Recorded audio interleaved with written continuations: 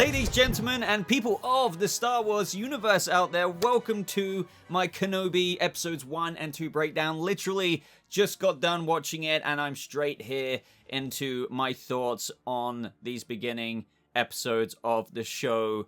And wow, there was so much I actually enjoyed about this. And don't get me wrong, you know, what we do here is, as well as I just mentioned, not only recapping and breaking it down, but also reviewing. I do have some critical things to say, but I grew up with the prequels, so I fully admit that I have a bias to wanting to see Ewan in the role of Obi-Wan again. Not to mention Hayden as Anakin Skywalker, or more accurately, Darth Vader.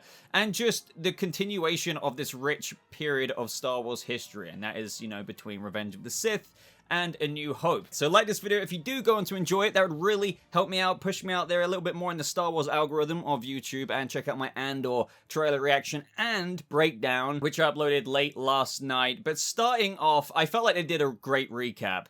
I mean, I expected a recap, but I didn't expect it to be as long as it was. Just quick comments here on that. It was very feelsy. I like the way it was edited. Even though I watched Revenge of the Sith only a couple of days ago to get me more in the mood for this, and, you know, I mean, it's not like I need to recollect the events of that film, because I must have watched that film 1,000 billion gazillion times when I was a kid.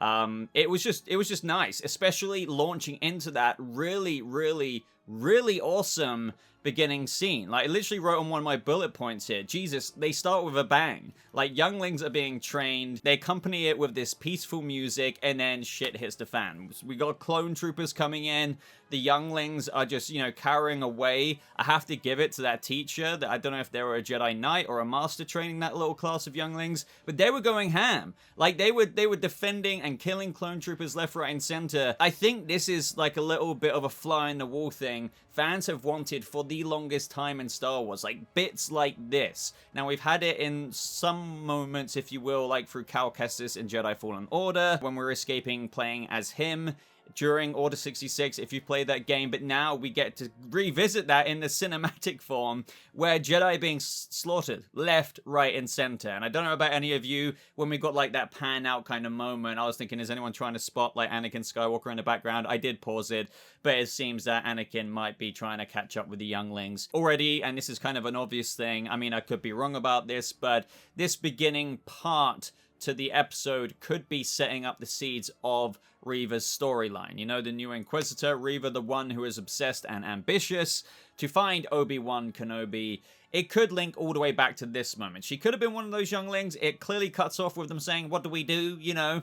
And maybe they're the younglings that, you know, went to cower behind the room where Anakin Skywalker walked in, or at least some of them. And who knows, they could do a Disney de-aging thing where Hayden, like, continues off that scene after killing a few of them, and then, like, Reva just comes out and is just like, please, don't hurt me, I'll become an Inquisitor. I don't know. That's a quite far-fetched aspect to that whole theory, because we did hear the Grand Inquisitor later as well mocking Reva and kind of always belittling her, saying like, you came to us. So it makes it seem like she came out the woodwork at some other point in time as perhaps a Jedi in hiding. That's when we pick up with 10 years later, 10 years after Revenge of the Sith, obviously, and the Inquisitors are arriving into town. Overall, I just like the presence and the mood that is established in this scene. Everyone knows already who Inquisitors are, you know, even all over the galaxy. The Jedi were in hiding, quite a few did get away, so, you know, people aren't too unfamiliar, if you will, with a team of Inquisitors coming in saying, look, we're looking for this person, if you don't answer us, we'll kill you, or as offered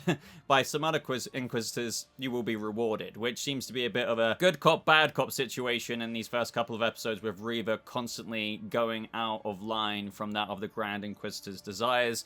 Clearly, she is extremely ambitious. There were already theories, and we'll probably get into this a little bit later as we carry on, that is she just looking to be in good light in Darth Vader's eyes? Does she want, you know, to be recognized under him? Because don't forget, we have that other Inquisitor basically be like, stop this, what are you doing? What are you hoping for? What is it you think you'll gain by capturing him? She's like, what I'm owed. So again, this could come into the theory of like maybe Anakin or Vader when she was younger said like, you know, you will become powerful or something, and she feels like she's owed that. She's been waiting this whole time. She feels, as the Grand Inquisitor acknowledged later on, she did come to them with ability, albeit whilst putting it down at the same time, like beneath all of them. So again, the larger question is, does she just want to be recognized as Vader's kind of rule of two for when maybe they overthrow the Emperor? Or does she kind of want to replace Vader and feels like, hey, I could be better than Vader. Why am I not Vader? Like, why am I not in the Emperor's favor? I could be better than him. Look at him. He's a robotic mess. He's a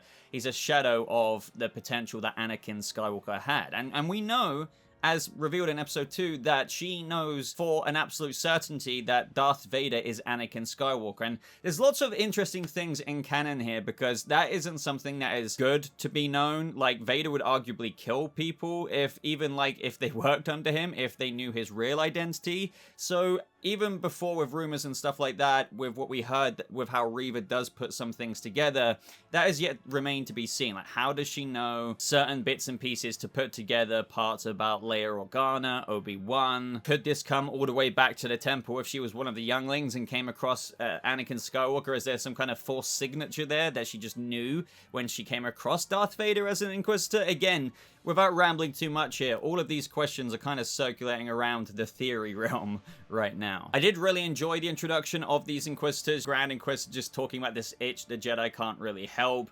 You know, some more than others, I would say, but just like Cal Kestis, in this moment, the Jedi, as Reva knew, kind of just, this is a paintbrush, but threw the knife, going to kill said civilian, but the Jedi couldn't help himself, but used the Force to not let that happen. Same with Cal Kestis, in that way where he was hiding out on that scrapyard place, helped that other co-worker of his from dying. It's something, as the Grand Inquisitor says, even though Obi-Wan doesn't get involved, even when it came to Owen later on with his interrogation, arguably Owen could have died then, but Obi-Wan still, General Kenobi, the great General Kenobi, as Nari says later on, like, what happened to you? Again, there's such emphasis on Reva and her desire, absolute desire to go after Kenobi. She views Nari, this other Jedi, younger Jedi, as just, you know, scraps compared to what they should be doing. This place is beneath them. She's been searching for Kenobi for the past 10 years. That is something that's been said. All the Inquisitors have, but that's been something obvious. Vader would have set that task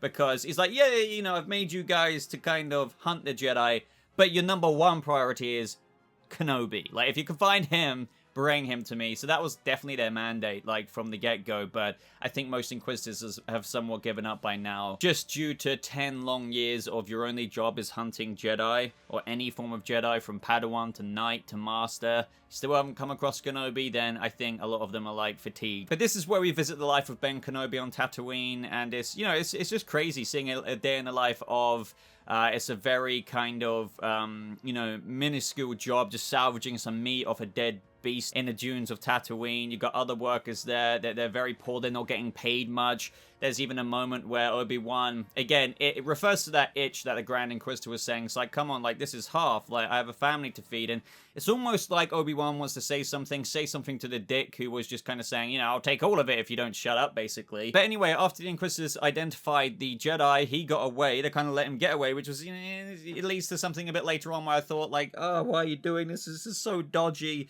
you know, with the Kenobi bit later on. But either way, some Jawas, or a Jawa who goes by Kenobi's place, or Ben's place, discovered the belt from that very Jedi. I'm guessing it's that Jedi. I doubt there's another Jedi, a third Jedi wandering around. This gives Kenobi a bit of feels. It's like, there's like more or less another one of my brothers out there. And again, the one thing I really like with what they did here is there is a character study aspect to this with Kenobi, just, you know, his state of mind, the PTSD. I think all of that is explored very, very well, whilst, you know, appealing to all of these other parts when making a Star Wars show.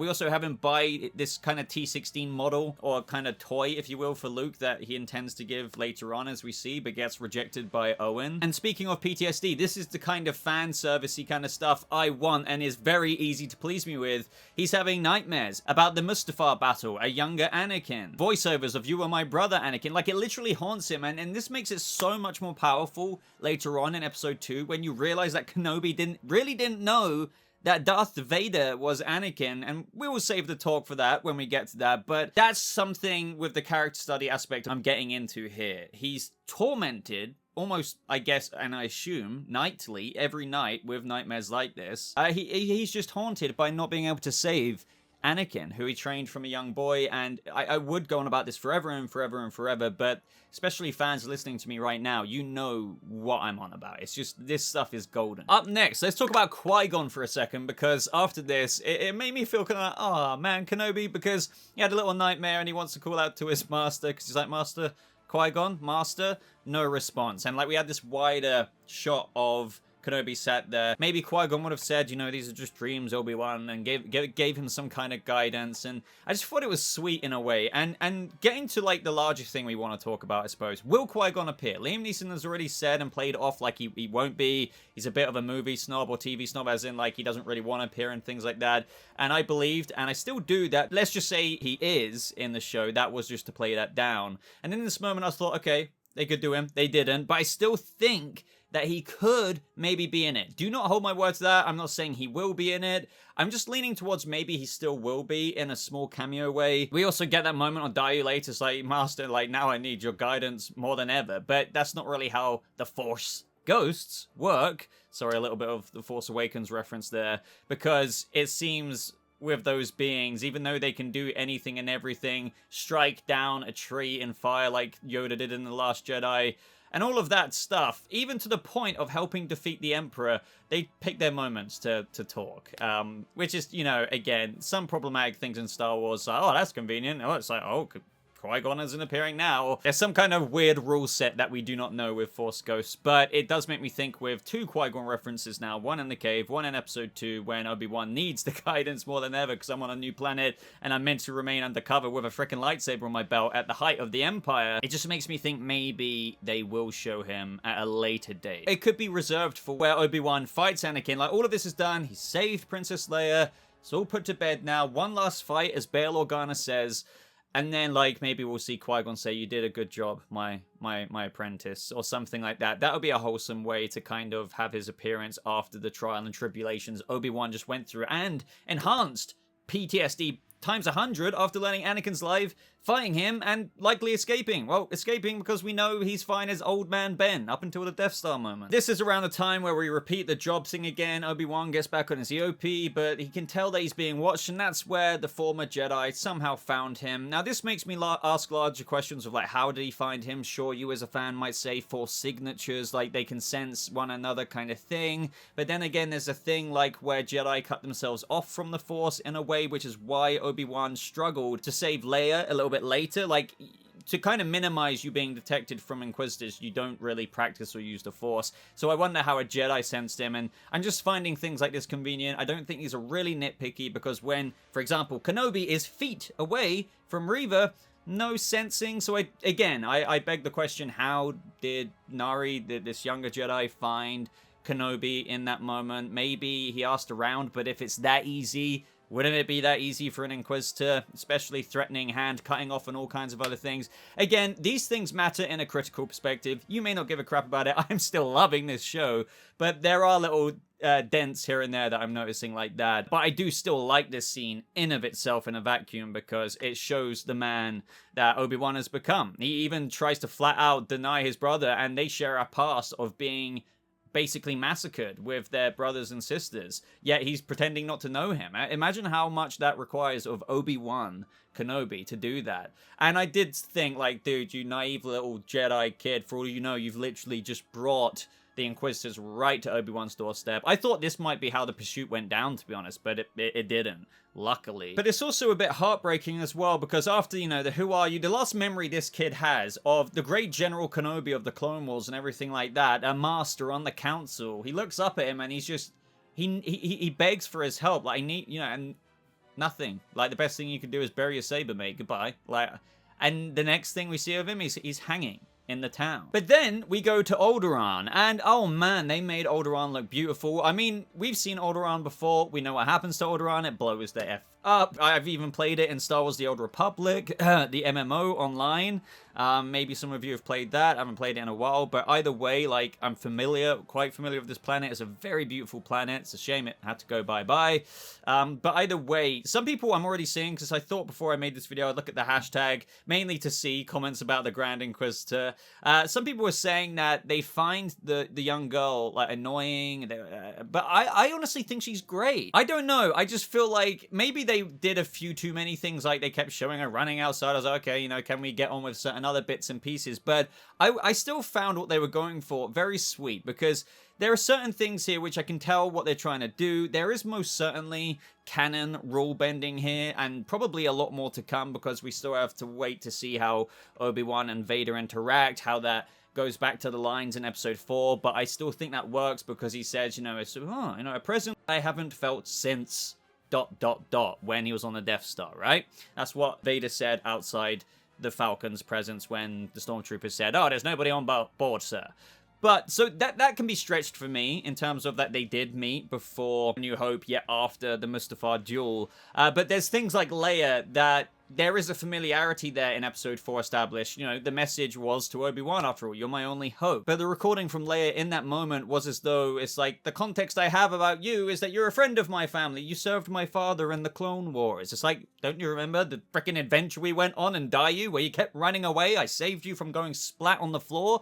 At Leia's age in this show, you would remember, but again, I'm not nitpicking here, because that's the kind of thing I'm okay with bending, in terms of, like, stretching that a bit. But getting back to the actor, or the young child actor for Leia, I just like the way they established the character. She was smart as a young girl. She's got that kind of adventurous side to her, like the daughter of Anakin Skywalker, like, you know, the young Anakin in Phantom Menace as well, yet they bring out the snarky side of the Carrie Fisher that we get later on. You know, it just reminds me of the comments from Carrie Fisher's, like, you nerf herder and things like that. I feel like they nailed the lines, and this kid actor was fantastic with that. Personally, for me, I think the way they organized the scenes, organized her demeanor with Bail Organa and moments like that, her reluctance to do all this politics stuff. She may be a princess just as we saw her in A New Hope, but she's most certainly, as she said as a young girl, you know, it's just people in itchy clothes, you know, arguing about politics or whatever. I can't remember the line. This is where we get to the Owen and Ben Kenobi bit, where after dropping off the T-16 Skyhopper little toy or whatever it was, he just threw it on the ground.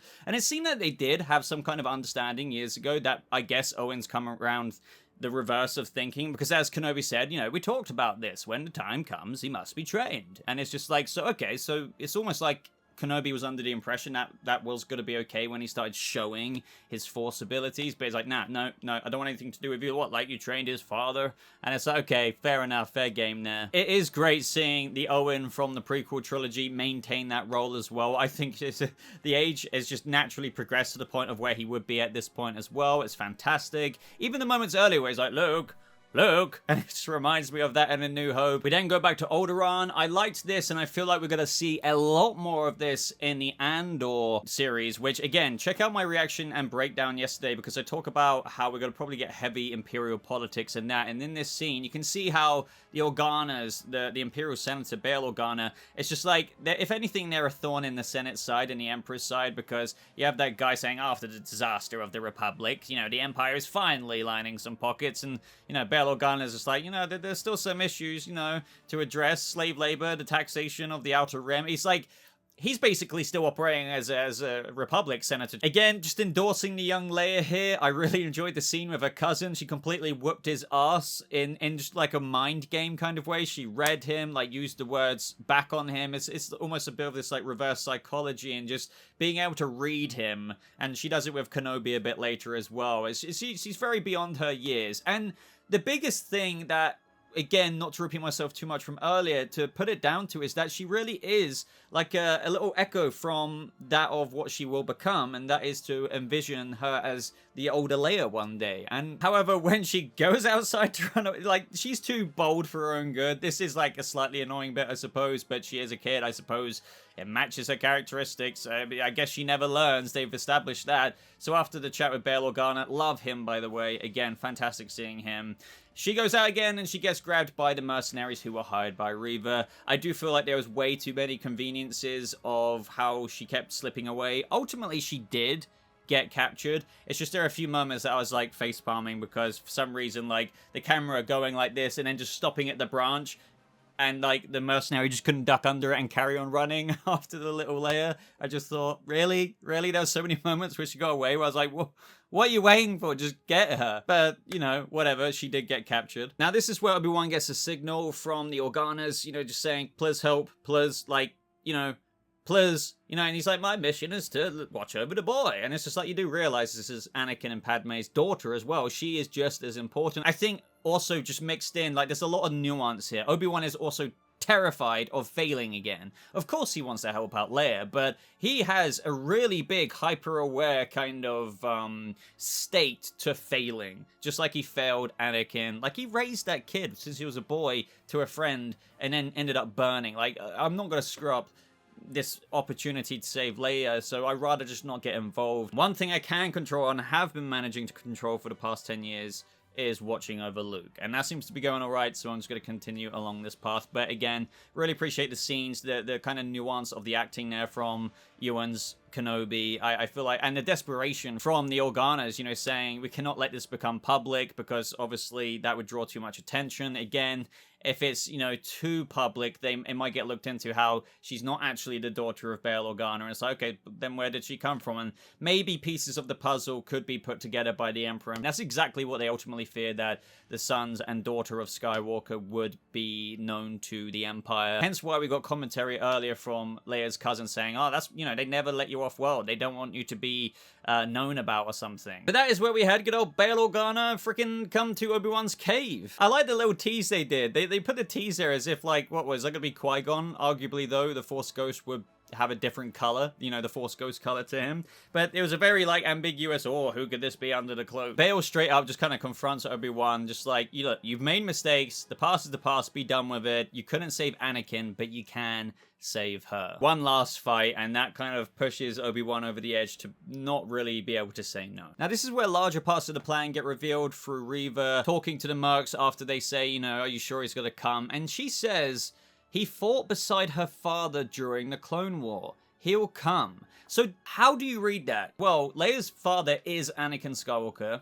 Does she know that? It seems that she could. It is probably going to be the case that she does. But is she also saying, like, he fought beside her father, you know, freaking Bail Organa in the Clone Wars? It's not like Bail was, like, out there with, you know, in the streets of the Clone Wars fighting. So I don't know about that. It seems that in this moment, yeah, like Reva, for some unknown reason, because they still haven't given that across on screen, and you have to think they will, knows that Obi-Wan fought alongside Leia Organa, the kid Leia's father, in the Clone Wars. Who was that? As we know for a fact, Anakin. She knows that Darth Vader is Anakin. Somehow she has these pieces of the puzzle together, and she knows that Obi-Wan will not be able to resist coming for the mercenaries who kidnapped her and falling right into her hands, which, you know, we're about to get into in episode 2. It's just that, I guess, an argument could be made that there was association with Bail Organa, but which is why it can be interpreted that way, but you have to think it's Anakin. Now, in episode 2, we have Obi-Wan on the streets of Daiyu. We even have a clone veteran. That was really awesome, seeing Tamara Morrison playing like an older clone. And I did think for a moment, isn't this so dodgy? Is that why? You could argue one of both things, like Obi-Wan was bewildered because he's seeing like a clone, you know, from the old days, people he fought alongside.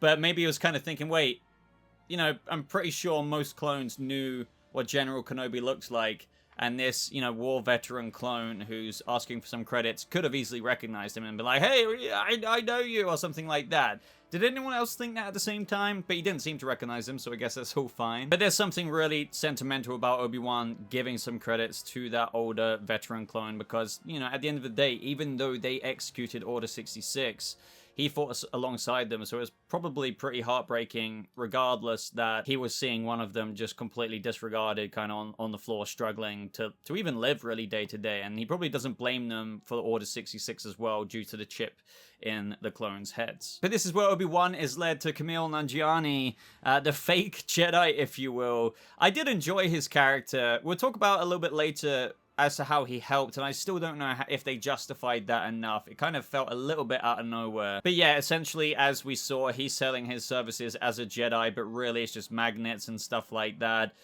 ripping people off. He does indeed help them, but just, yeah, rips them off, overcharges them, like he did help that woman and her Force-sensitive kid get off planet because he was literally showing abilities, so that's why she was seeking the fake Jedi. So he gets some tips on where to go, and that's basically to the spice lab. I'm guessing the way he got the gas mask off that alien was like, you will give me your gas mask. It was off screen, but instead of beating him up, I'm sure he just Jedi mind tricked him. So he went in there, caused a little bit of an explosion in the spice lab. That's actually the very thing he used later on from that girl who gave him a free spice kind of inhalant thing to throw on the floor and get all of the mercenaries high so he could get away. Now, at this point, Reva is on her way. She was obviously alerted that Kenobi's here. Like, your plan's working. And I was thinking for a brief second, like, Vader knows about this or knows anything about this, he would be down here himself. Like, he's set the task for the Inquisitors to find Obi-Wan above any other Jedi for the past 10 years to no avail. No luck. However, I'm guessing because all the Inquisitors are fairly self-serving, like Reva wouldn't notify him until she's brought him in to Vader herself, being like, hey, look at what I've got, you know, can I have your favor now, what I'm owed? And the same probably applies to the Grand Inquisitor, which is why later he was like, you know, putting Reva to one side. He would also like to bring in Kenobi to Darth Vader. There's no one else Vader wants more, obviously, than Obi-Wan Kenobi, so anyone would take in the option to try and obtain him first and then deliver him, rather than alerting Vader first and bringing him down. So Kenobi finds little Leia, very reminiscent of A New Hope when Luke Skywalker was saving Leia from the Death Star. And this is where things, I really like how this bridges a bit of a gap despite the dialogue from R2-D2's message in episode 4. It fits a gap regardless, with a bit of a stretch that they have some kind of history, which is why, you know, help me Obi-Wan Kenobi, you're my only hope. Because now you can look at it and be like, hey, they went through this together, quite literally, even though it doesn't fully fit up. Like, I think that could arguably be worse of a canonical stretch than even Darth Vader running into Obi-Wan before A New Hope again. If you are signed on to this like I was, I still really like their interactions. I found it amusing. But Reva, despite being told and commanded to stand aside... By the way, I do want to mention how I do like how the Grand Inquisitor's eyes were actually yellow in this, and all of everything we saw before, we didn't really see that. And in this, he had the Sith eyes, and I really liked that. I was like, well, thank you for at least doing that, because sometimes as a fan, yeah, you might complain about maybe the head could be better and things like that, but there's other things where it's like, look, from the adaptation, yellow eyes can work. Why don't you just do it? So it's hard to sometimes understand why they might ignore things like that, but hey, turns out they didn't. Now, in this moment, it was a bit frustrating with Leia basically thinking, you know, you're the reason why they came after me. Did my father even send you? How do I know you're not the real kidnapper? But to be honest, it does, look, to give some slack here with all the people who might be frustrated about this, it was frustrating, but I can't really complain because it fits in with the character. If she's that scared, she's never been off planet. I liked her, you know, wonder at looking at this planet, by the way, because she's never been off planet. They've kept her on Alderaan. And she's not familiar with this guy. He still hasn't proven he's a Jedi. It fits with her character and everything we know that she would be like, you know what, screw this. I'm out of here. It is annoying, it's frustrating, it makes things so much worse for Kenobi, but with everything taken into account, I can't really blame her. So obviously, as Obi-Wan is in pursuit of Leia, the bounty hunters are now in pursuit of him. This is where shit starts really hitting the fan. Gunshots are exchanged. He's constantly calling out to Leia. I was really kind of worried that they were going to have her do a little Force Jedi jump at that age. I was just like, look, I understand being Force sensitive, but to make that jump, it would be a bit too, oh, hey, yeah, let's give the kid the Jedi jump kind of thing. So I'm glad they didn't do that. But Reva, you could tell that they were really trying hard to make her look badass. They were really trying to show off her moves. I think Reva is a bit of a mixed bag for me so far. I'm not mega convinced on the character. At times, I think the acting's just fine. Like, it's decent at times. But then at other times, I think when she needs to belt across this kind of ferocity and anger and she exclaims a certain thing, I think for me, it doesn't always come across convincing. You know, for example, it's like, you know, you will not get away. You cannot escape him, Obi-Wan. And I just feel like it's not...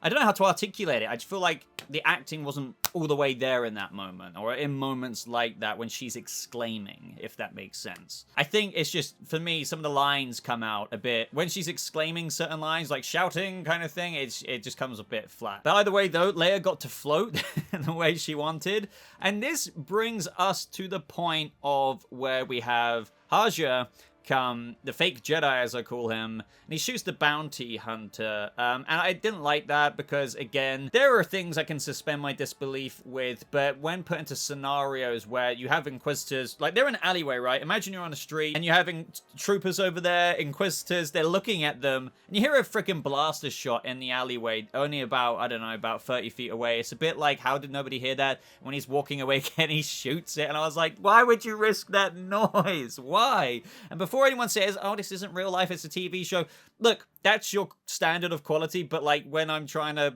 you know, review this, that is my review. That was silly. I wouldn't have done that. Things like that are far too much to ask in terms of, if you're trying to remain stealthy, do not give yourself away with a massive blaster noise across the street when the people you're avoiding are right there. So as I kind of teased earlier with Haja, I don't get why he suddenly kind of wanted to help.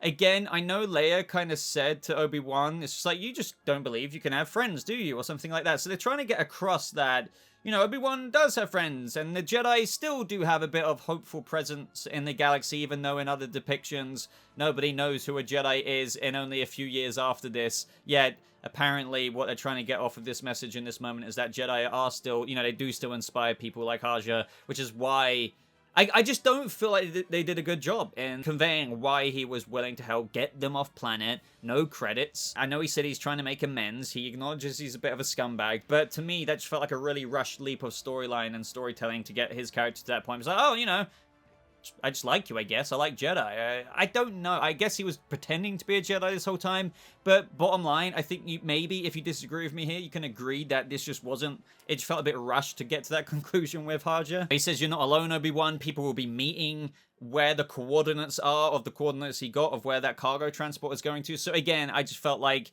I was waiting for some kind of, I saw you fight in the Clone Wars, or like when you were General Kenobi, I admired you. Just any kind of connection there, but that could still be revealed with whoever he's going to meet at the coordinates that Haja gave him of where the cargo transport will be going to the system of Mapuzo. But he said he was going to try and bring them some more time, and I just thought like this guy's just stupid, and yet this had to happen for Reva to know where exactly they were going, because as he pointed out, they would never really look for you going on that automated cargo transport, so they had to invent a situation where for some reason he thought going up against a dark side Inquisitor with a blaster, no force to him whatsoever. I don't know why. I felt like this was almost uncharacteristic as well, because Reva was just like, get out of my way. The Reva we saw beforehand would have just sliced through him. How dare anyone get in front of me? But she was just constantly trying to like get past him and be like, okay, who are you?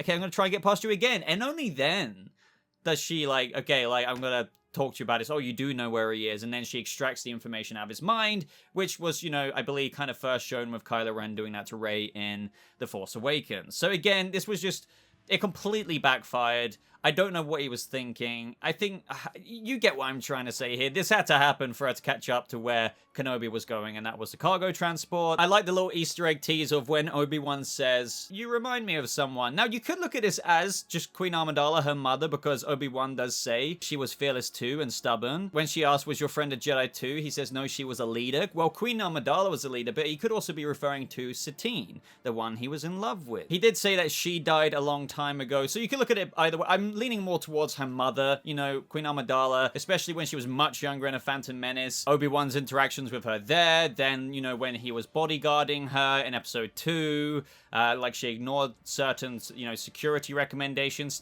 Maybe he just means Queen Amidala, but I did think, oh, could there be a Satine reference, even though we could get more references to Satine, and I thought maybe they would have done that with his name Ben, because he was like, well, that's my name, Ben, when he was talking to Leia. But either way, getting down to the main stuff now. Now, this is where Obi-Wan learned that Anakin Skywalker is indeed alive. In this moment, she said that she can feel Obi-Wan again. I wonder about consistencies, because it's like, well, couldn't she feel his fear earlier on Tatooine for Owen?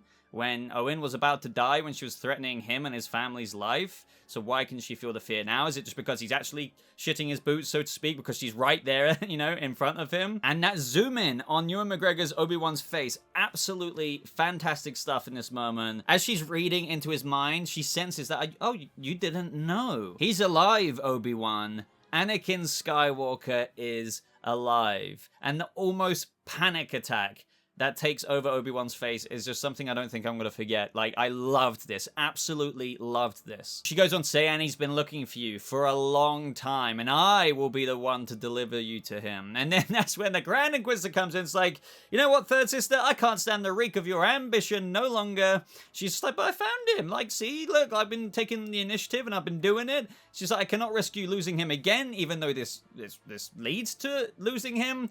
And he's like, stand aside. She does, and then she thrusts her lightsaber through him. Now, people are saying this ruins canon, and I agree.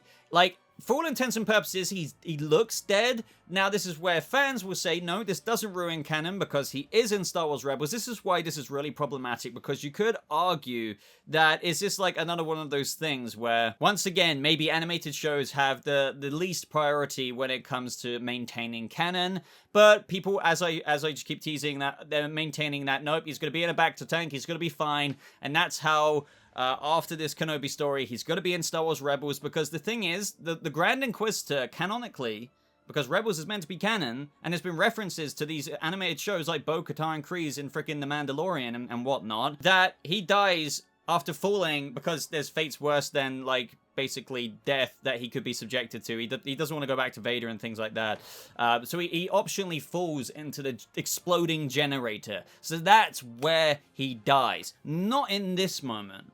But this show shows him getting impaled. Now, people will bring up Maul, I get it, but then Qui-Gon gets stabbed in the freaking chest by a saber and he dies. So I just think to myself, look, okay, we don't see him in the shots on Nur in the trailer in the Inquisitor Fortress where we see Reva and the other Inquisitors there. So does that show that he is dead, or he could just be chilling in a bacta tank? That's the thing. Like, the thing I don't like about that, guys, if they're showing this here in this moment and the Inquisitor is just healing until he returns in Star Wars Rebels, is that what is death at this point in the Star Wars universe? If you show back in the good old days where Qui-Gon died for a frickin', I guess, you know, to be fair, they brought Darth Maul back, so, you know, I guess it does go back that far. But if people like Qui-Gon die through the same wound, what is death in Star Wars if they're confirming in this moment that, yeah, like, he's been stabbed in the chest by Reva. For all intents and purposes, it looks like he's dead on the floor with his eyes open, but he is still canonically alive. He still canonically goes on after this. The other Inquisitors retrieve him, they save him, and put him in a bacta tank, and he's all good. But he's just not really in the rest of the series because he's healing. I just don't like that. Like, I'm just like, if you killed him here, just leave him dead. I guess that pisses off the fans because he's not meant to be dead in this moment. As we said, he dies in Star Wars Rebels, like, quite a few years from now. So it's a bit like, what's going on? So, do you think that he did die? I mean, you're seeing parts of it on screen, but then again, do you believe in the bacta tank thing? Because they have kind of done the equivalent, if not worse, in Star Wars with other characters before, where hatred keeps them alive. I love the trauma. This sounds so messed up, but I love the trauma of Obi-Wan's face as, like, again, I love the audio effects. Leia's just kind of like, after they escape and get away, you know, are you okay? But the sound effect of it is it's just getting drowned out, because that is meant to symbolize that Obi-Wan is just like, I cannot believe, like, he even says Anakin, and then the episode cuts off where it doesn't cut off quite there. We need to get to one of the best shots. But what Obi-Wan must be thinking there is absolutely insane. Absolutely insane, because he must be thinking not only obviously of Anakin in that moment, but like, how the hell did he survive what I walked away from on Mustafar? Like, he already had a chopped off arm, his other arm got chopped off, and both his legs. He caught on fire, he was screaming in agony, and he's probably thinking in absolute horror, this man survived that. What could he even be now after surviving that? After losing all of his limbs, after being burned the way he was, what could he have even... I can't even fathom to begin what he could have become. And all of this is probably going through his head on top of the nightmares and feeling like he failed him. Oh shit, he's alive? I feel like that was depicted perfectly in this scene on screen. And then, boom! The music. I love the music of when it pans out of Hayden Christensen's face. I was hoping for a shot like this, and I'm hoping for more shots in person with Obi-Wan like this with the helmet off. Not necessarily in the tank. But yeah, zooms out because Vader, in between not being in the suit, basically meditates and chills within like this largery kind of back to tank hooked up, and you just see the damage that he's gone through. And that is our Hayden Christensen as Anakin Skywalker, or should I say post-burn Anakin Darth Vader. And what a perfect way to end off the episode. I was a very big fan of that. I mean, obviously that one goes without saying. So I'm gonna shut up now. I've been rambling for so long about both episodes, but wow, I wish I could ramble about Vader for longer, but there really wasn't too much to say other than that zoom out moment. What did you guys think? You just heard all my blabbery thoughts, so let me know what you thought of Vader at the end there. What do you think of Reva, the new kind of main Inquisitor, and arguably one of the main characters of the show? What happened to the Grand Inquisitor? Do you think he's dead canonically? And Rebels is canon, you know, he isn't, but I just don't like, okay, as I already said, if you do that, don't do that if he's not going to die. I don't like that. Don't keep doing that. What do you think of little Leia? What do you think of Obi-Wan overall? Let me know everything. If you got this far in the video, let me know as well. I'd really appreciate that because I know I do ramble for a long time. I mean, this is 2 episodes, so I forgive myself a little bit there, condensing 2 into 1 video. But I can't wait to talk about it on a weekly basis now. Do subscribe if you happen to be new here. I am a huge Star Wars fan and do plan on covering much more Star Wars in the future. Again, check out my video yesterday on Andor. We have another little ramble about that and all the new footage in there. We see clone troopers and all kinds of things. But everyone, thank you so much for watching. I hope you all have a lovely rest of your day. And may the Force be with you always.